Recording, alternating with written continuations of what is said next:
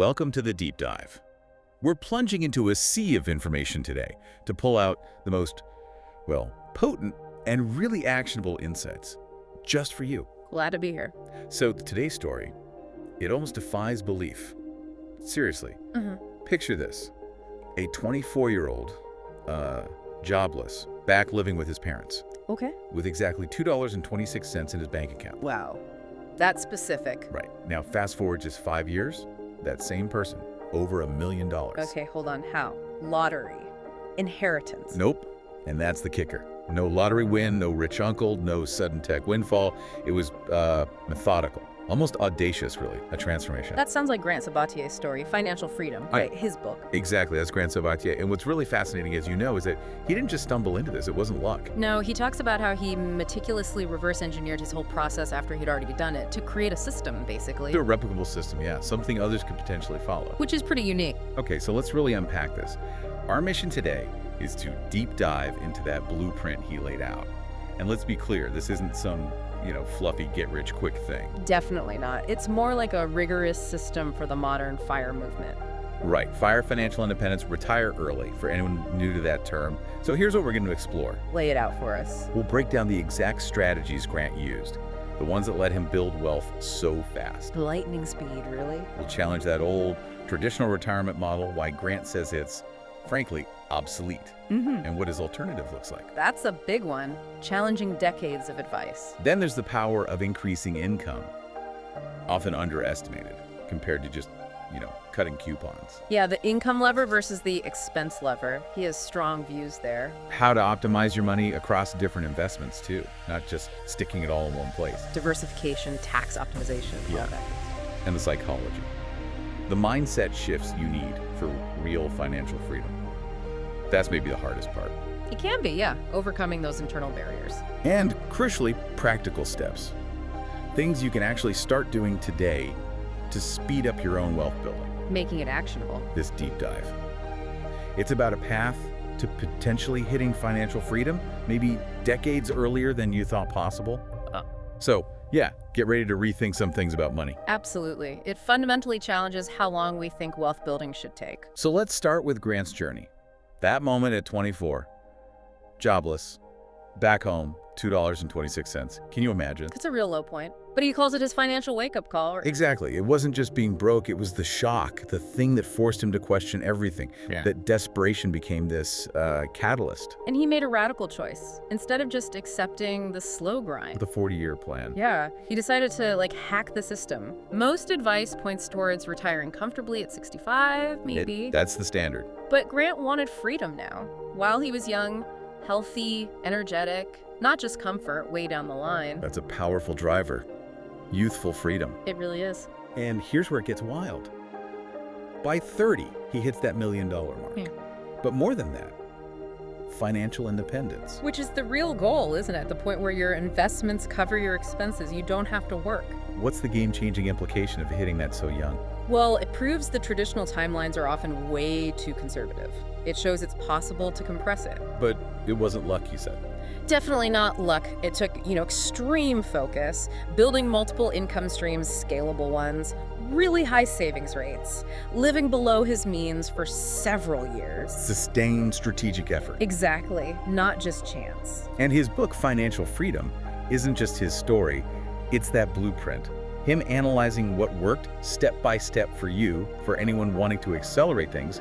Okay, let's tackle that traditional retirement model, because Grant really goes after it. He does. The whole work 40 years, save 10-15%, retire at 65 foot thing. Yeah, he argues it's fundamentally broken. It assumes so much, right? Like you'll stay healthy. That you'll even like your job for 4 decades. And that life won't throw you any curveballs, which it always does. The big insight he brings is the opportunity cost of time. Your youth, your energy, that's your most valuable asset, really. Not just money. Right. And the old model basically trades those prime years for a promise of comfort later. Grant wants you to reclaim those years. That's a huge shift in thinking. What other cracks does he point out? Inflation. Oh yeah, big time. Traditional models often seriously underestimate how inflation eats away at your savings over, 30, 40 years. So it seems like enough today might be nowhere near enough later. Precisely. And career uncertainty. The idea of one job for life, that's pretty much history. True. Tech changes, economy shifts. So FI, financial independence, acts as a buffer, a safety net during those transitions, so you're not forced into taking just any job. And the freedom factor, that resonates with me. Making choices based on desire, not just necessity. That's the ultimate goal, isn't it? Compound freedom, he calls it. So Grant's alternative model is Yeah. maximize income, slash expenses, invest like crazy, hit FI fast. And then choose how you spend your time. From a position of strength, not desperation. Okay, where that traditional model sounds slow. Okay. So if we're hacking the system, what's the biggest lever Grant says we should pull? Income, hands down. His argument is simple. Cutting expenses has a floor, right? You can only cut so much. 0 is the limit, basically. Exactly. But increasing your income, theoretically, there's almost no ceiling. Give us that example again, the 50K versus 100K one. Right. So if you make $50,000 and save 20%, that's $10,000 a year saved. Okay. Decent. But if you boost your income to $100,000 and keep that same 20% savings discipline, You're saving $20,000 a year, double the speed. exactly, doubling your wealth building power with the same saving habit. It's huge leverage. So it wasn't just make side hustles, it was how he approached generating income. Precisely. He shifted from just trading hours for dollars to building systems and skills that could scale. Okay, so optimizing the main job first. Yes, definitely negotiate that primary salary, but then add strategic side businesses, consulting, digital stuff, create passive income streams, invest in assets that pay you.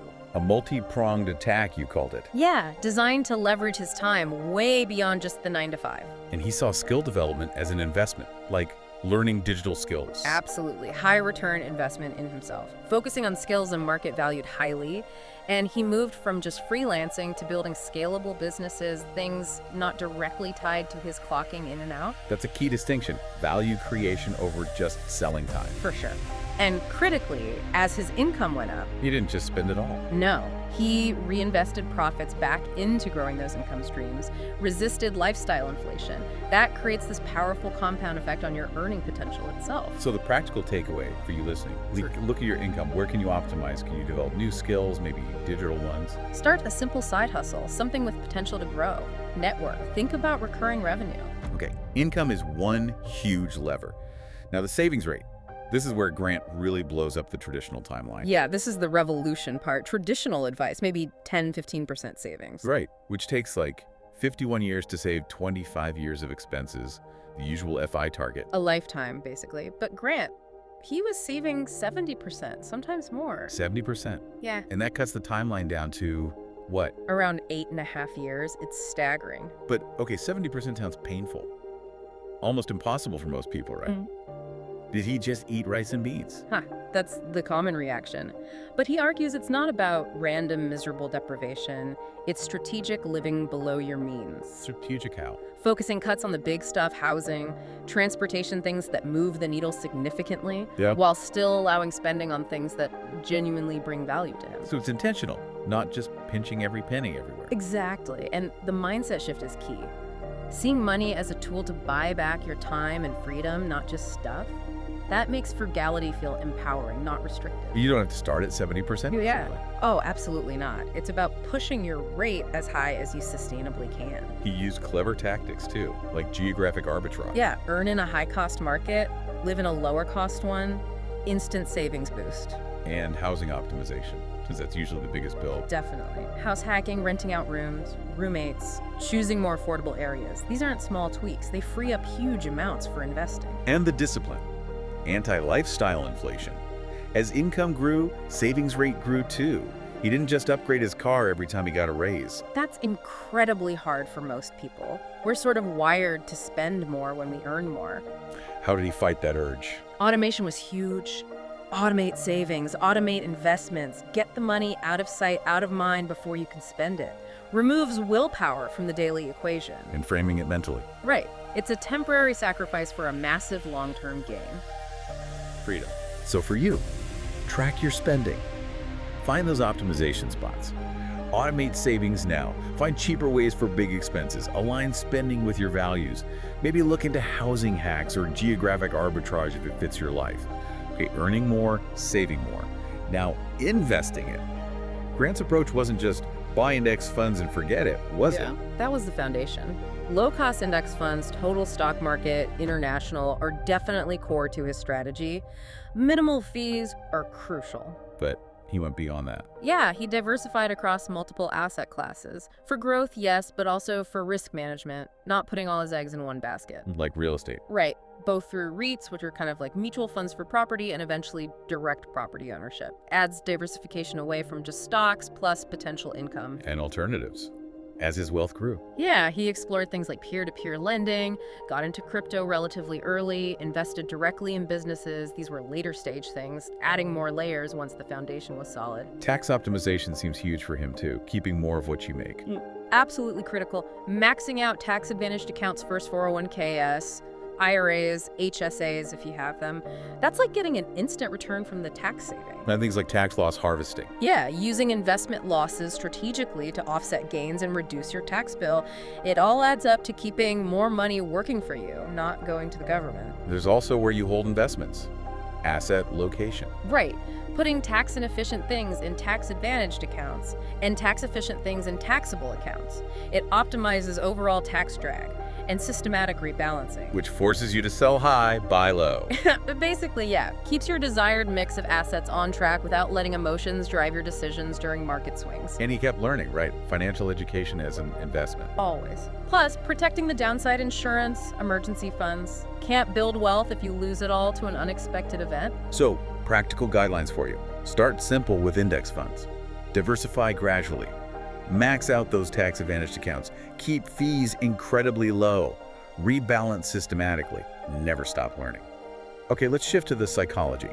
Because the numbers are one thing, but the mindset, that's maybe everything. It really is. Grant redefines wealth fundamentally. It's not just accumulating millions. It's about passive income covering expenses. Exactly.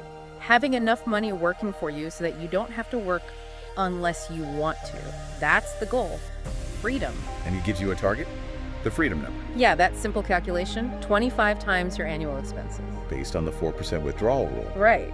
Suddenly, this vague idea of financial freedom becomes a concrete number you can actually aim for. It makes it real. But getting there involves overcoming mental hurdles. Oh, definitely. He talks a lot about the scarcity mindset many of us have, the difficulty of delayed gratification, saying no now for a bigger yes later. And social pressure. Living below your means when friends are upgrading everything. That's a big one. It requires a real identity shift. You have to start seeing yourself less as a consumer, more as an investor. Less employee, more owner. Less spender, more saver. It's fundamental. And maintaining motivation over years, that takes work, especially when you're sacrificing. And then, paradoxically, the fear of success. Like, what do you actually do when you don't need the structure of a job anymore? Right. The meaning question. What's your purpose beyond the 9-to-5 grind? That's a deeper challenge FI brings up. So how do you actually get there? Grant lays out a roadmap, doesn't he? Phases. Yeah, it's quite structured. Phase 1 is financial stability. First 1 then 6 months maybe. What's involved there? Build a small emergency fund, like $2,000. Get rid of high-interest debt, like credit cards. Optimize your main job's income. And track everything, every dollar. Get the foundation solid. Then phase 2. Financial security. Maybe months 6 to 24. Expand that emergency fund to 3-6 months of expenses. Max out any employer 401k match that's free money. Start investing simply. Yep, low-cost index funds. And start developing those side income streams. Get something else going. And phase 3 is the big push. Financial independence. Could be years 2 to 10, depends hugely on income and savings rate. Now you're aiming for 50% plus savings. Really ramping it up. Diversifying investments more broadly. Scaling those side businesses into real income generators. Continuously optimizing taxes and fees. Automation seems key throughout his plan. Crucial. Automate savings, bills, investments. Take willpower out of it. Make progress the default setting. And tracking is non-negotiable. Absolutely. Net worth monthly, expenses quarterly, investments annually. Always looking for optimization. He also warns about pitfalls, right? Things that derail people. Yeah. Lifestyle inflation is the big one. Neglecting income growth, focusing only on saving. Analysis paralysis, getting stuck researching forever instead of doing. And just giving up when things get tough, like a market dip. Exactly. Sticking with the plan is paramount. Okay, let's recap this deep dive into Grant Sabatier's financial freedom. The core principles seem pretty clear. Yeah, maximize income, multiple streams, super high savings rates, invest broadly, build scalable businesses if possible. Optimize taxes, crush fees, and stay absolutely focused on that long-term freedom goal. The surprising truth, though, or maybe the reality check, is that he's honest. This takes work, sacrifice, discipline, sustained effort. It's not magic.